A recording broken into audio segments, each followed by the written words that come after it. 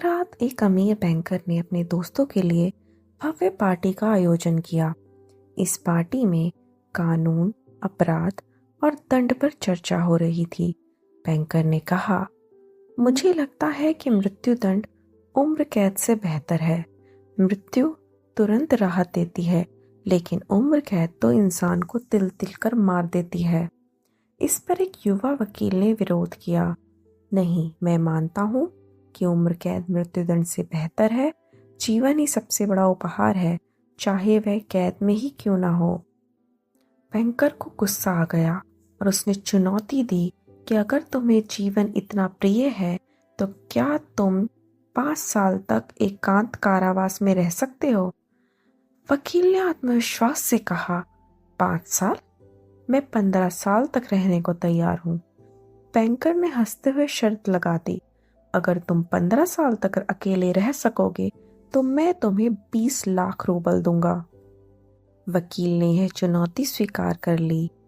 Banker ने अपने बगीचे में एक छोटा सा कमरा तैयार करवाया, जहां वकील को 15 साल तक रहना था। उसे किसी से बात करने, बाहर निकलने या इंसानों से मिलने की अनुमति नहीं थी। वह केवल किताबें, संगीत, शराब और पत्रों के माध्यम से दुनिया से जुड़ा रह सकता था। पहले साल में वकील अकेलापन महसूस करता था और ज्यादातर समय उदासी में बिताता था।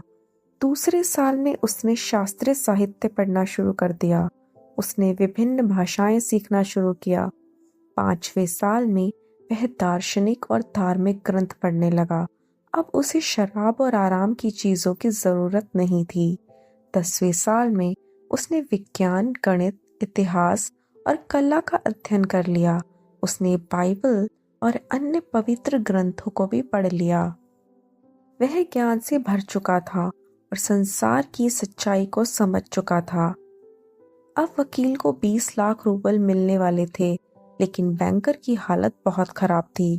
उसने जुए और गलत निवेशों में अपनी दौलत खो दी थी। अगर वकील शर्त जीत जाता तो बैंकर को अपना सब कुछ बेचना पड़ता। बैंकर ने सोचा, अगर यह आदमी सुबह तक जिंदा रहा तो मैं बर्बाद हो जाऊंगा। मुझे इसे खत्म करना होगा। रात के अंधेरे में बैंकर एक चाकू लेकर वकील के कमरे में गया। बैंकर ने देखा कि वकील टेबल पर सो रहा था और उसके पास एक पत्र रखा था। पत्र में लिखा था, मैंने दुनिया के सबसे बड़े ज्ञान को पा लिया है।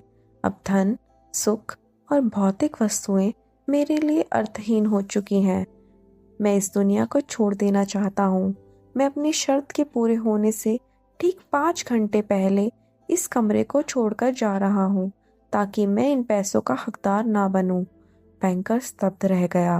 वकील अपने कमरे से बाहर चला गया और इस तरह बैंकर की संपत्ति बच गई। इस कहानी से सीख मिलती है, धन और लालच जीवन के असली सुख नहीं है। ज्ञान और आत्मबोध ही सच्चा खजाना है। जो चीजें हमें पहले महत्वपूर्ण लगती हैं, वह समय के साथ अपना महत्व खो देती हैं। आपको यह कहानी कैसी लगी? कमेंट करके ज़रूर बताइएगा।